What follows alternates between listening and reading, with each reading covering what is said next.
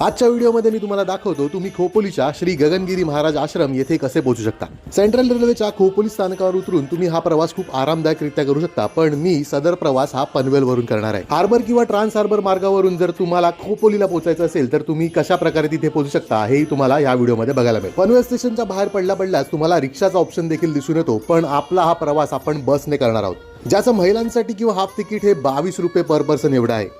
पनवेल स्टेशनच्या बाहेर जिथे हे तुम्हाला बिकानेर दिसतंय तिकडे 58 नंबरची बस पकडून तुम्हाला खोपोलीला पोहोचता येईल। या बसचं महिलांसाठी किंवा हाफ तिकीट हे 22 रुपये असून पुरुषांसाठी ते 42 रुपये पर पर्सन इतकं आहे। जेमतेम एका तासात तुम्ही पनवेलवरून खोपोलीला पोहोचू शकता।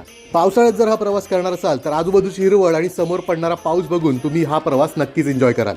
बसने अगदी शेवटच्या स्टॉपला तुम्हाला उतरायचं आहे आणि तिथून पुढे रिक्षाने तुम्हाला श्री गगनगिरी महाराज आश्रम येथे पोहोचायचं आहे। सदर रिक्षा फक्त 20 रुपये पर पर्सन घेऊन तुम्हाला आश्रमाच्या मुख्य द्वारापाशी आणून सोडते।